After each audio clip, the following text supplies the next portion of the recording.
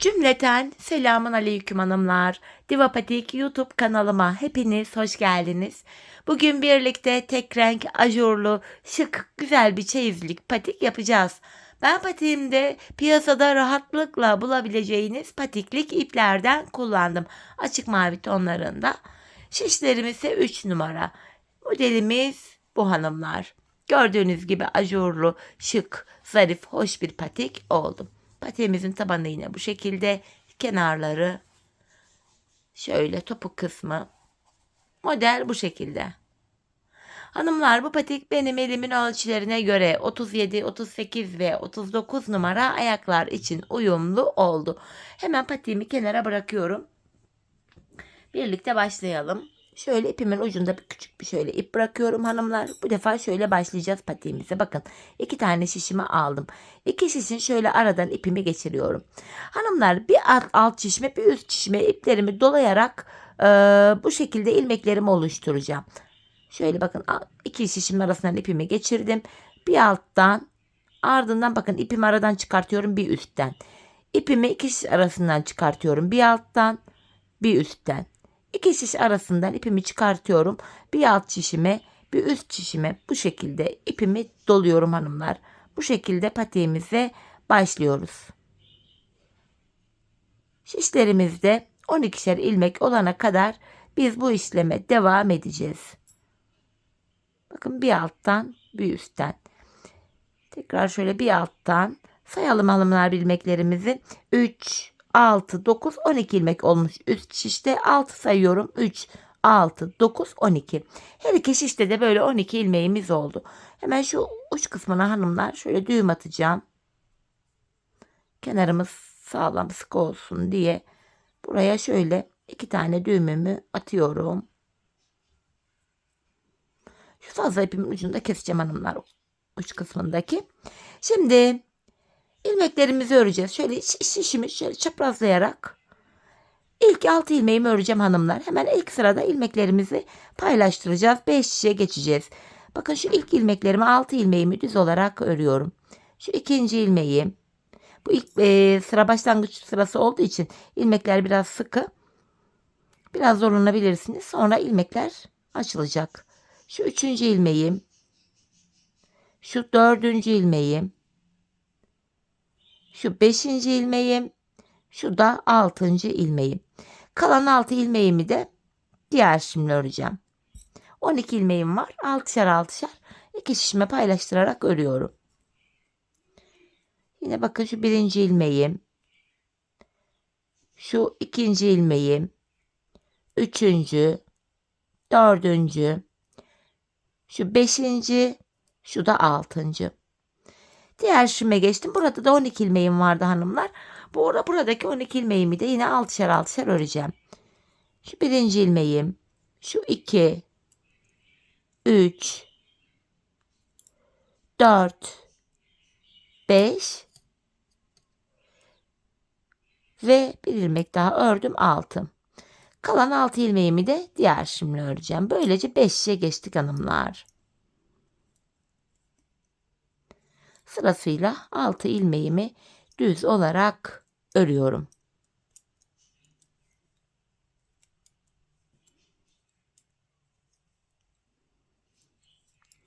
Evet, şimdi hanımlar artırmalarımızı hemen yapacağız. Şöyle baktığımızda artırmaları hanımlar bakın. Bu sağ ve sol kenardan yapacağız. Şu orta kısımdan artırma yapmayacağız. İlk şişimdeyim. Kenarımız hemen başta. 2 ilmek örüyorum kenardan. Ardından ikinci ilmeğimin altındaki şu ilmeğimin kenarına girdim. Buradan aldığım ilmeğimi de örüyorum. Kalan 4 ilmeğim düz örülüyor. Birinci şişimde böylece 7 ilmeğim oldu. İkinci şişime geldim hanımlar. Kenarımız sol tarafta. Son 2 ilmeğim kalana kadar öreceğim. Kenardan artırmamı yapacağım. Bakın sondan ikinci ilmeğimin altındaki şu ilmeğimin kenarına girdim. Buradan aldığım ilmeğimi de düz örüyorum. Kalan 2 ilmeğim düz örülüyor. Burada da 7 ilmeğimiz oldu. Üçüncü şişime geldim. Kenarımız hemen başta. 2 ilmek örüyorum. Ardından ikinci ilmeğimin altındaki şu ilmeğimin kenarına girip buradan aldığım ilmeğimi de ördüm. Artırmamı yaptım. Kalan 4 ilmeğimi örüyorum. İlk 3 şişimde 7'şer ilmeğim oldu. 4 şişteki ilmek sayıları da eşit olacak. 4. şişime geldim. Kenarımız sol tarafta. Son 2 ilmeğim kalana kadar öreceğim. Kenardan artırmamı yapacağım. Bakın sondan 2. ilmeğimin altına şuraya giriyorum. Buradan aldığım ilmeğimi de düz ördüm. Kalan 2 ilmeğim düz örülüyor. Böylece 4 şişimizde de 7'şer ilmeğimiz oldu. Başlangıç yerine geldik ilk şişimize. Birinci şişimiz hangisiydi? Başlangıç yeri neresiydi? Karıştırdık, bilemedik diyenler olabilir. Bakın hanımlar, şu ipimiz, bakın başlangıç ipimiz şurada, küçük ipimiz. Buranın olduğu yer ilk şişimizdir. Birinci şişimiz burasıdır. Başlangıç yeri burası. Bu şekilde ayırt edebilirsiniz. Bir sıra ilmeklerimizi artırmıştık. Şimdi bir sıra 4 şişimdeki 7 ilmeğimi de düz olarak öreceğim. 5 şiş patikte bir sıra dediğimiz olay şudur. 4 şişimizdeki ilmeklerimizi de örüp tamamlayınca bir sıra örmüş oluyoruz.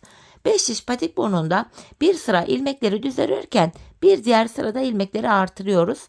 Her sıra artırma yok. Sebebi şu: her sırada artırma yaparsak şayet patik burnumuz bir anda açılma yapar ve hoş bir görüntü olmaz.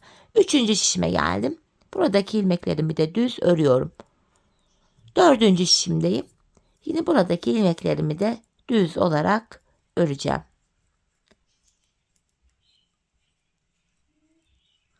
Evet hanımlar, yine başlangıç yerine geldik. Bakın ipimiz burada. Yeniden artırma işlemini yapacağız. Bir sıra düz örmüştük. Şimdi tekrar artırma zamanı. İlk şişimdeyim. Kenarımız başta. 2 ilmek örüyorum. Ardından 2. ilmeğimin altına şuraya girdim ve buradan aldığım ilmeğimi düz örüyorum. Kalan 5 ilmeğim düz örülüyor. Birinci şişimde 8 ilmeğim oldu. İkinci şişime geldim. Kenar sol tarafa düşüyor. Son 2 ilmeğim kalana kadar öreceğim.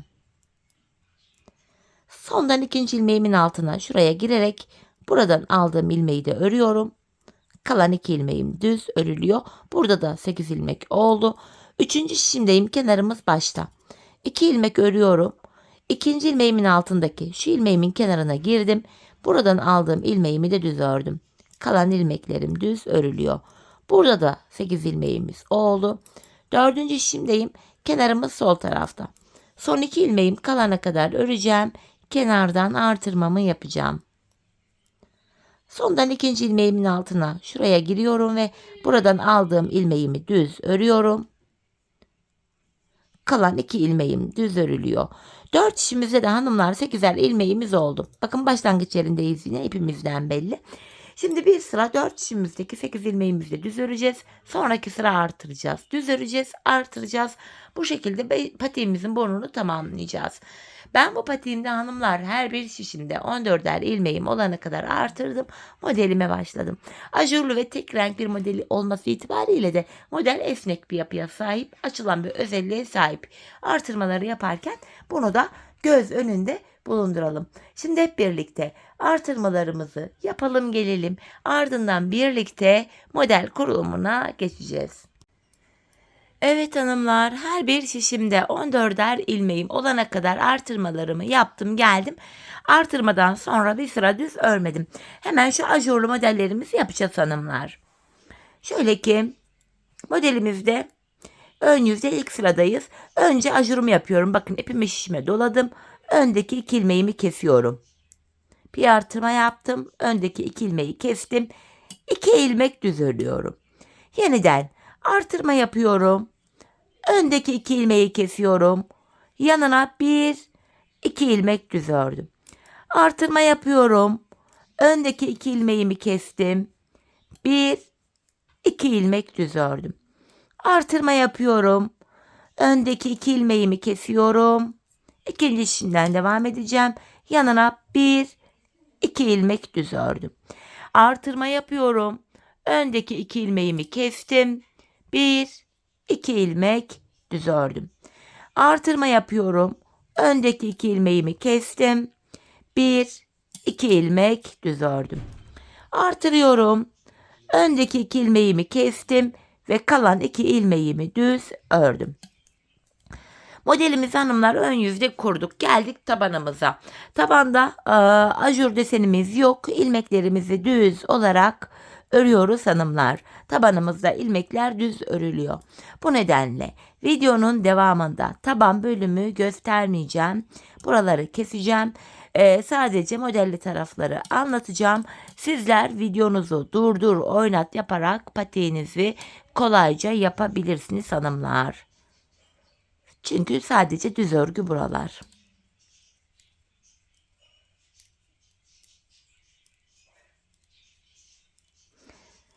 Tekrar ön yüzdeyim. Bir önceki sırada ajurlu modelimizi kurmuştuk. Bu sırada ilmekleri tamamen düz örüyoruz. Bakın hepsini düz olarak örüyorum. Ajur desenimizde bir sıra model kurulumu yaparken bir diğer sırada ilmeklerimizi sırası ile düz olarak örüyoruz. İkinci şişime geldim. Buradaki ilmeklerimi de düz olarak öreceğim.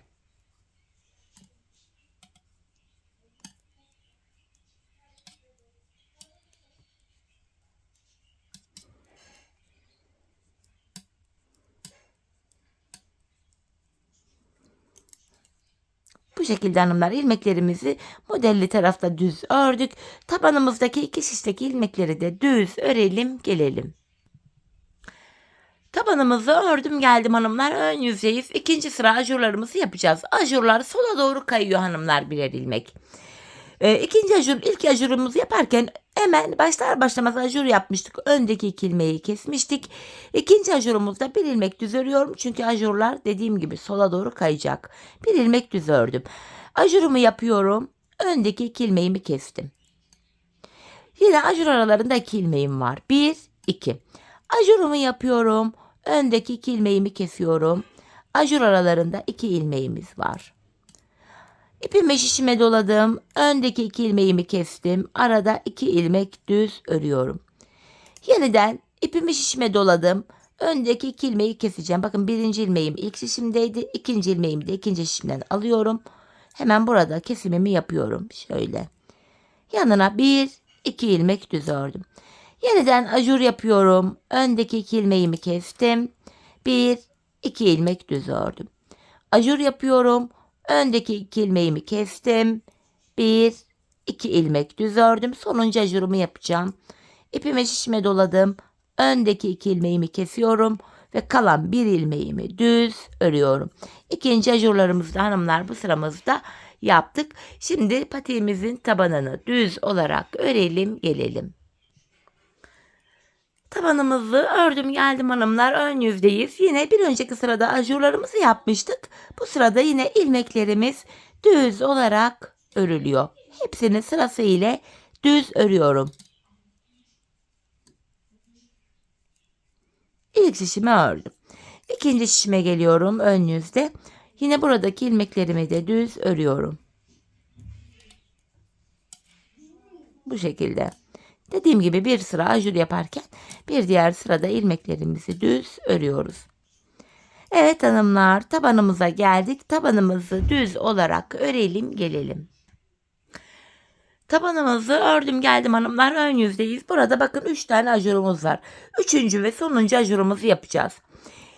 Şimdi ilk ajuru yaparken hemen ajur yaparak modele başlamıştık. İkinci ajurda bir ilmek örüp ajura başlamıştık. Bunda da hanımlar 2 ilmek örüyorum. Ajurumu yapıyorum. Ardından öndeki 2 ilmeğimi kestim.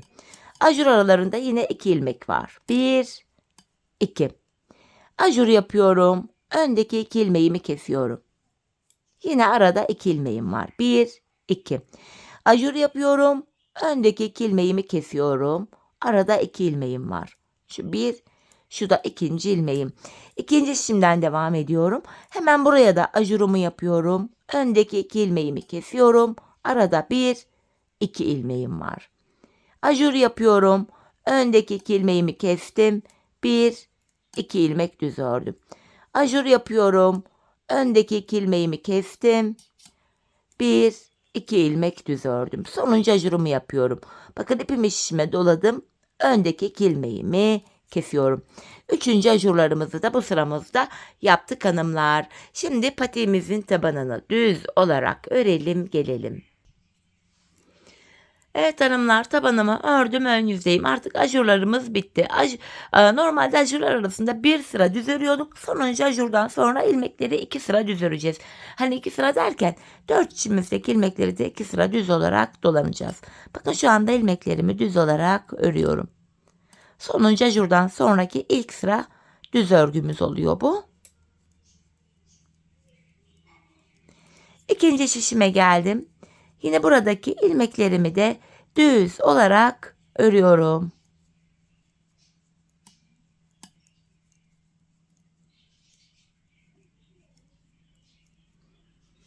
Tabanımızı düz olarak örüp gelelim hanımlar. Tabanımızı ördüm, ön yüzdeyiz. Ajurdan sonraki ikinci sıramız düz örgü olarak yine ilmekleri düz örüyoruz. Ajurdan sonra bu şekilde ilmekleri 2 sıra düz örüyoruz hanımlar model bitiminde. Hani 3. ajur sonuncu sıramızdı. Ondan sonra ilmekleri böyle yine düz olarak örüyoruz. Bu ikinci sıramız. Şöyle. İkinci şişime geldim. Yine buradaki ilmeklerimi de düz olarak örüyorum.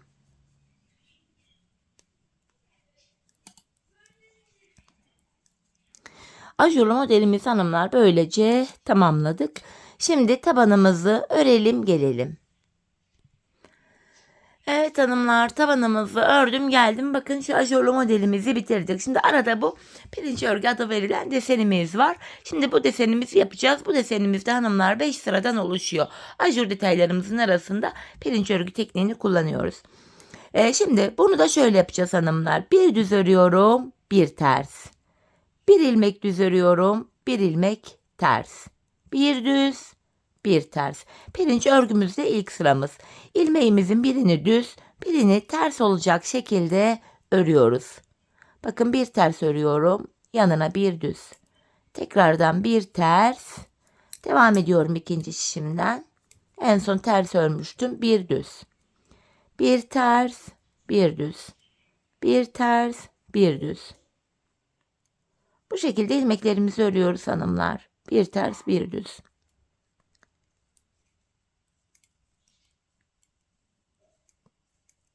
Sonuncu ilmeğimi de ters ördüm. Pirinç örgümüzün ilk sırasını böylece tamamladık.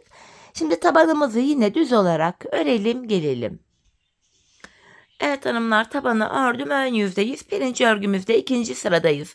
Bu sıramızda bir önceki sırada düz ördüğüm ilmeğimi ters örüyorum. Ters ördüğüm ilmeğimi de düz örüyorum. Bir ters, bakın ters ilmeğimi düz ördüm. Düz ilmeğimi ters örüyorum. Ters ilmeğimi düz örüyorum.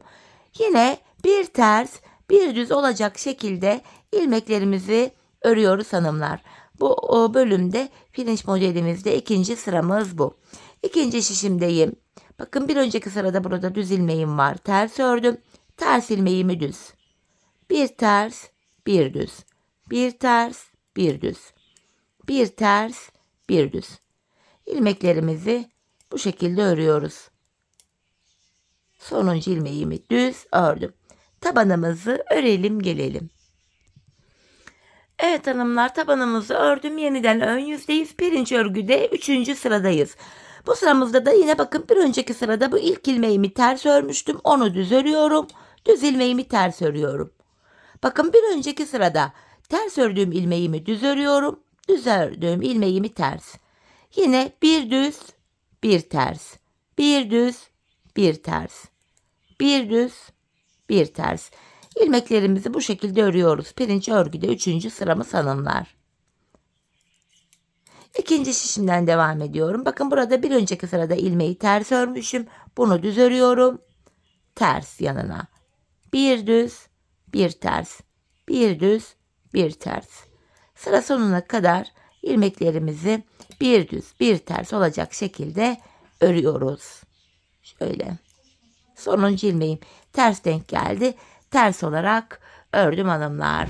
Şimdi tabanımızı düz olarak örelim gelelim. Evet hanımlar, yeniden ön yüzdeyiz ve pirinç desenimizde 4. sıradayız. Yine bu sıramızda bakın bir önceki sırada ilk ilmeğimi düz örmüşüm. Şimdi bunu ters örüyorum. Bir önceki sırada ters ördüğüm ilmeğimi de düz örüyorum. Bir ters, bir düz. Bu şekilde devam ediyoruz. Pirinç örgümüzde 4. sıra.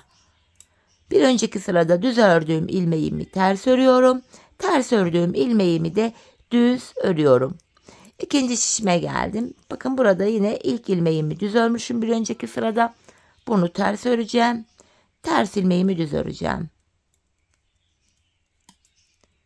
İlmeklerimizi Bu şekilde örüyoruz hanımlar.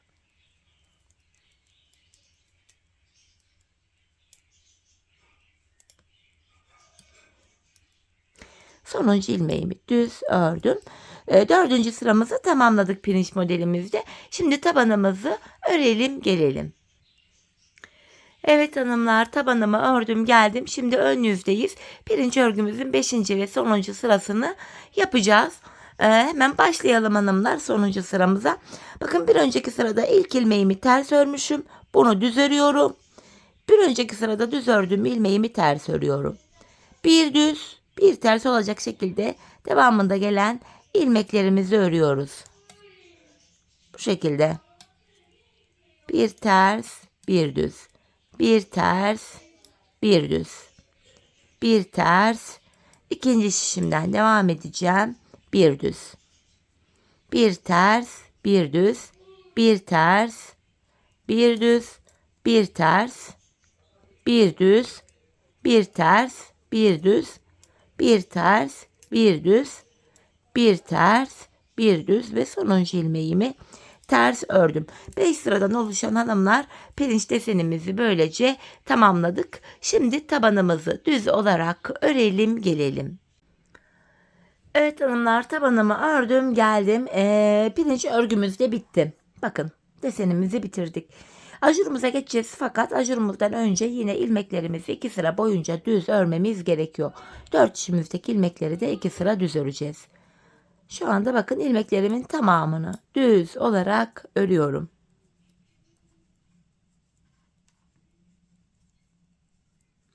Diğer şişime geldim. Yine buradaki ilmeklerimi de düz öreceğim. Modelimiz iki parçadan oluşuyor. Biri ajur, diğeri pirinç örgü ve model aralarında ikişer sıra ilmeklerimiz düz örülüyor. Bakın bu pirinç örgüden sonraki ilk sıra düz örgümüzdü. Şimdi tabanımızı düz olarak örelim gelelim. Tabanımızı ördüm geldim hanımlar, ön yüzdeyiz. Pirinç örgüden sonraki ikinci sıra düz örgümüz oluyor. Yine ilmeklerimizi düz örüyoruz. Bu ikinci sıramız oluyor hanımlar. Gördüğünüz gibi ilmeklerimin tamamını normal düz olarak örüyorum. İkinci şişime geldim. Yine buradaki ilmeklerimi de düz örmeye devam ediyorum. Bu şekilde modelimiz tamamlandı hanımlar. Bir diğer sırada sil baştan ajurumuzu kurmaya başlayacağız yine. Bu şekilde. Şimdi tabanımızı örelim gelelim. Evet hanımlar, tabanımızı ördüm geldim. Ve dediğim gibi pirinç örgüden sonra 5 sıradan oluşan pirinç örgümüzden sonra 4 şişimizdeki ilmeklerimizi 2 sıra düz ördük. Bakın hanımlar, modelimiz şöyle. Bir ajur, bir pirinç örgü, bir ajur, bir pirinç örgü ve bir ajurdan oluşuyor. Toplam 3 tane ajurumuz, 2 tane de pirinç örgümüz var. İlk ajuru birlikte yaptık. Ardından pirinç örgümüzü yaptık. Pirinç örgüden sonra 2 sıra düz ördük. Hemen ikinci ajura başlayacağız. İlk ajurlu desenimizi nasıl yaptıysak ikinci de aynı şekilde yapılacak hanımlar. Kafanız karışmasın diye sizlere yine hemen göstermek istiyorum bu bölümü. Bakın. İlk ajuru yaparken hemen ipimizi şişimize dolamıştık. Öndeki 2 ilmeği kesmiştik. Ajur modelimiz arasında 2 ilmeğimiz var. Yeniden ajur yapıyorum. Öndeki 2 ilmeğimi kesiyorum. Ve ajur modelimiz arasında 2 ilmek düzümü örüyorum. Yeniden ajur yapıyorum. Öndeki 2 ilmeğimi kesiyorum. 2 ilmek düz ördüm. Ajur yapıyorum. Öndeki 2 ilmeğimi kesiyorum. İkinci şişimden devam edeceğim. 2 ilmek düz örüyorum. Ajurumu yapıyorum. Öndeki 2 ilmeğimi kestim. 2 ilmek düz örüyorum. Ajurumu yapıyorum. Öndeki 2 ilmeğimi kesiyorum. 2 ilmek düz örüyorum. Ajurumu yapıyorum. Öndeki 2 ilmeğimi kesiyorum ve kalan 2 ilmeğimi düz örüyorum. Hanımlar, modelimizin ilk sırası böyleydi. Şimdi tabanımızı öreceğiz. Ardından ajurlu ilmeklerimizi düz öreceğiz. Sonra ikinci ajurlarımızı yapacağız. Ardından yine bir sıra düz örüp sonra üçüncü ajurlarımızı yapacağız. Üçüncü yani sonuncu ajurumuz bittikten sonra ilmeklerimizi bir sıra değil 2 sıra düz öreceğiz. Yani şu şekilde. İkinci ajurumuz bittikten sonra ilmeklerimizi 2 sıra düz öreceğiz. Sonra ikinci pirinç örgü modelimizi kuracağız. İlk pirinç örgü desenimizde aynı şekilde ikinci pirinç örgü desenimizi de kuracağız. Yine 5 sıradan oluşan pirinç örgü desenimiz bitince ilmeklerimizi 2 sıra düz öreceğiz. Bu defa 3. ve sonuncu ajurlu desenimizi başlatacağız. Yine 3. desenimizi de ilk 2 model ile aynı şekilde kuracağız. Bu aşamada ben modele bakarak yapamıyorum, bilemiyorum diyenler olabilir. Hanımlar, ajurlu modelimizi yaparken, bakın ilk modeli yaparken modelli bölümde her sırayı tek tek anlattım. İlk modelin bölümüne gelerek diğer ikinci ve üçüncü ajurlu deseni de kolayca yapabilirsiniz. Keza aynı durum pirinç örgü için de geçerli. İkinci pirinç örgümüzü de yaparken yine ilkinin sıralamalarını izleyerek ikinciyi de kolayca yapabilirsiniz. Dediğim gibi modelimizde 1, 2, 3 tane ajur, 1, 2 tane de pirinç örgümüz var. Üçüncü ajurlu modelimiz bittikten sonra hanımlar yine 2 sıra ilmeklerimizi düz örelim. Ardından artık pirinç örgü yapmayacağız. Çünkü bilek ayrımına geçeceğiz hanımlar. Dediğim gibi 3. ajurlu modelimizin 3. sırası bittikten sonra 4 şişimizdeki ilmeklerimizi de 2 sıra düz olarak örelim gelelim hanımlar. Ardından bilek ayrımını nasıl yaptığımı sizlere anlatacağım. Evet hanımlar, patiğimin ön bölümünü tamamladım ve geldim. Toplamda 3 tane ajurlu model yaptım. Aralarda 2 tane 5 sıradan oluşan pirinç desenim var. Sonuncu ajurlu modelim bittikten sonra 2 sıra ilmeklerimi düz ördüm geldim. Şimdi bilek ayrımı yapacağız hanımlar. İlk şişimdeyim. 14 ilmeğimiz vardı. İlk 13 ilmeğimi normal düz olarak örüyorum. Şişimde son bir ilmeğim kalana kadar öreceğim. Bakın ilk şişimde son bir ilmek kaldı. İlk şişimdeki sonuncu ilmeğim ile ikinci şişimdeki ilk ilmeğimi alıyorum. Bilek ayrımı yapacağımız yerde, yani burada bu 2 ilmeği yer değiştirdim. Yer değiştirdiğim ilk ilmeğimi ilk şişimle örüyorum. Hanımlar, bilek ayrımında, yani burada ilmekleri yer değiştirerek örme sebebimiz şu: bilek ayrımı daha sıkı ve sağlam oluyor. Bu aradaki 2 ilmek arasında ayrık bir görüntü oluşmuyor. Şimdi patiğimizin bu kenarlarına geldik. Ben bu yanlara 7'şer ilmek haroşa ördüm. Örgümüzün hem ön hem arka yüzünde düz örgü örünce haroşa oluyor. Hem ön hem arka yüzde ters örgü örünce yine haroşa oluyor. Ben örgümüzün her iki tarafında da düz örgü örerek haroşalarımı elde ediyorum. Şimdi ikinci şişimden devam edeceğim. Bilek kenarında ilk 7 ilmeğim haroşa, haroşalarımı düz örüyorum. 4, 5, 6, 7 haroşa ilmeğimi düz ördüm. Devamında gelen diğer ilmeklerimi de ön yüzde olduğum için düz örmeye devam ediyorum. Artık patiğimizin arka bölümüne geçtik. Arka bölümde ön yüzdeysek eğer düz örgü, arka yüzdeysek de ters örgü uygulaması yapacağız. Şimdi ön yüzdeyiz, ilmekleri düz örüyoruz. Bilek ayrımına kadar öreceğiz. Ardından geri döneceğiz. Geri döndüğümüzde arka yüzde olacağımız için ilmeklerimizi ters öreceğiz hanımlar.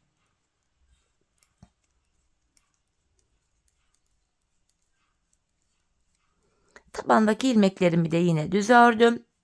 Son şişime geldim. Yine buradaki ilmeklerimi de düz öreceğim. Bilek ayrımı yaptığımız şişimiz burası.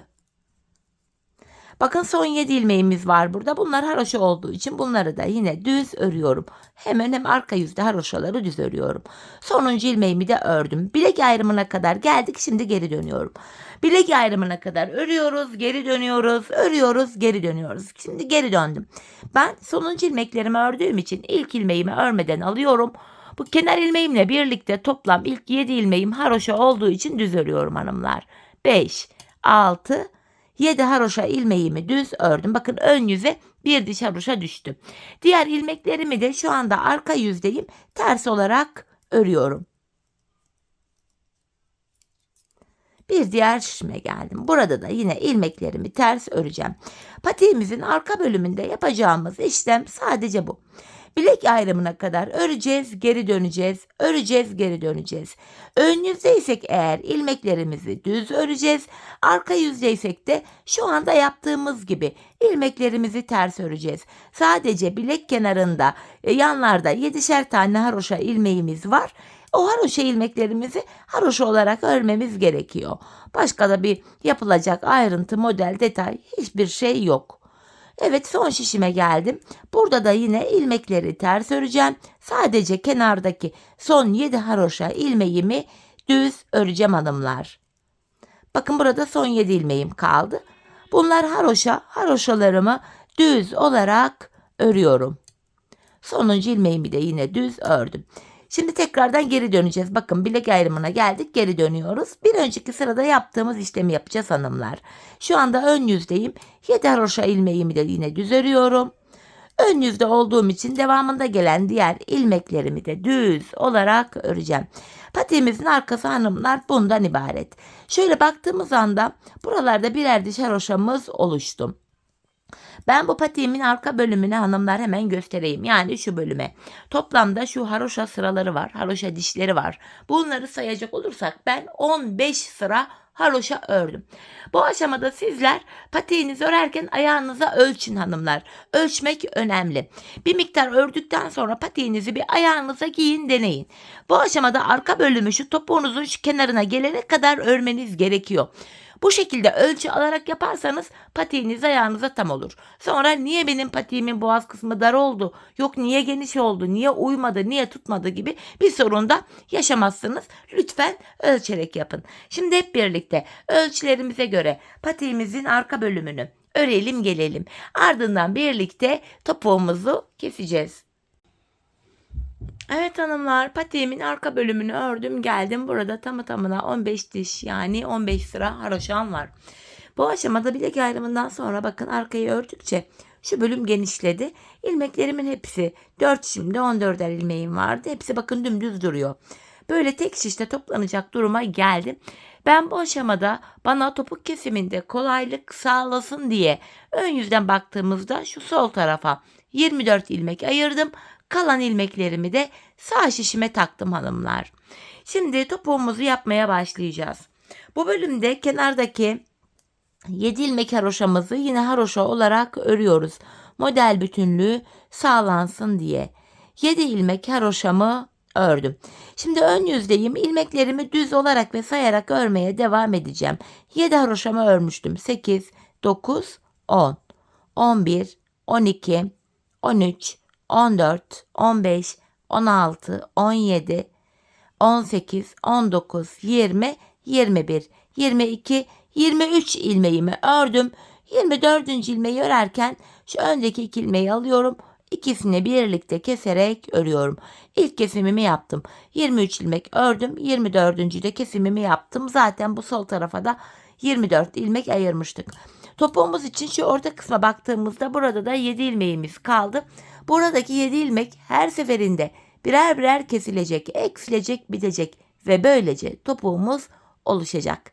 Şimdi yapacağımız işlem şu. Kesim yaptıktan sonra geri dönüyoruz. Bakın hanımlar, arka yüzdeyiz. Bu aşamada bu ilk ilmeği örmeden alıyorum. Arka yüzde olduğum için diğer ilmeklerimi ters olarak örüyorum. Sadece son 7 haroşa ilmeğimi düz öreceğim.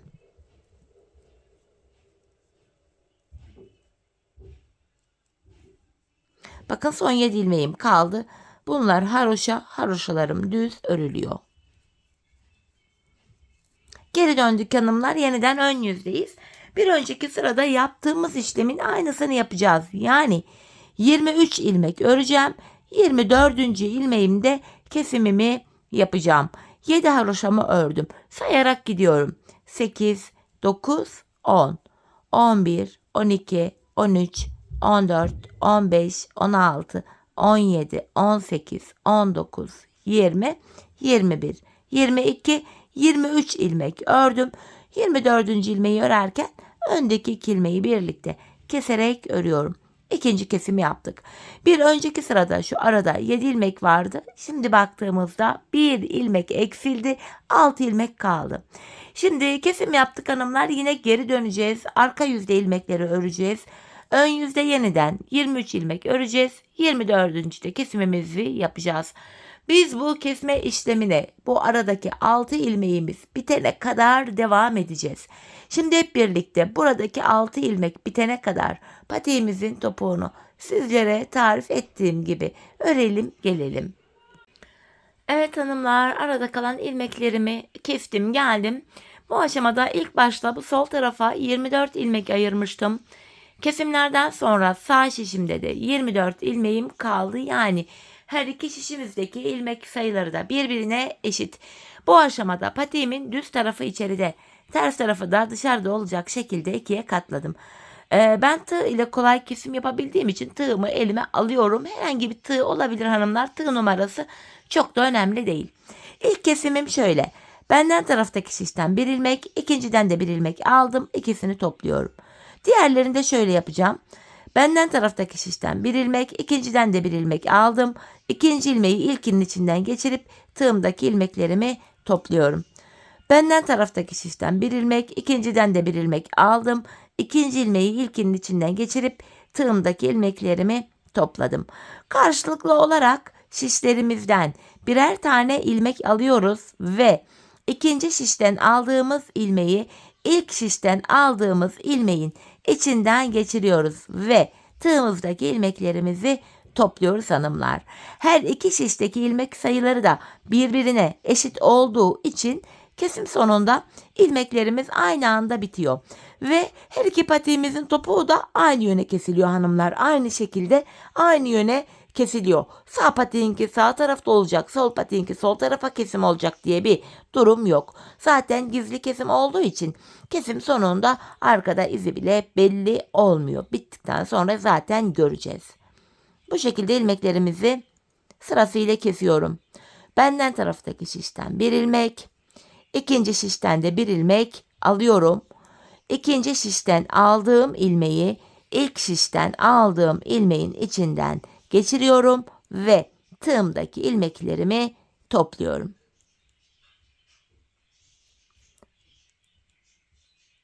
Bakın son birer ilmeğim kaldı şişlerimde. Önce benden taraftaki ilmeği, sonra ikinci ilmeğimi de aldım tığıma. Tığımda 3 tane var. Üçünü birden topluyorum. Buraya 2 tane sıkı bir zincir çektim. İpimi kesiyorum.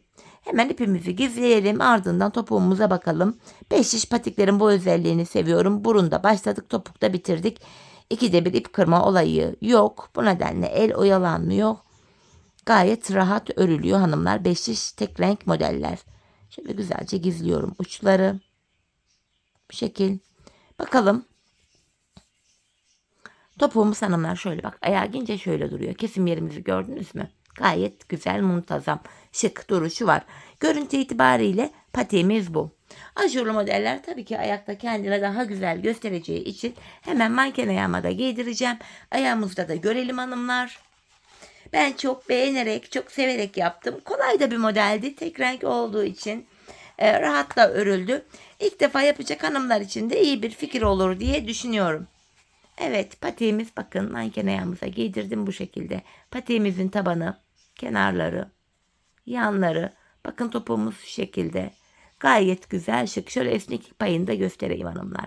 Gördüğünüz gibi 5 diş modellerin böyle esneklik payı da var. Ayağı sarıyor.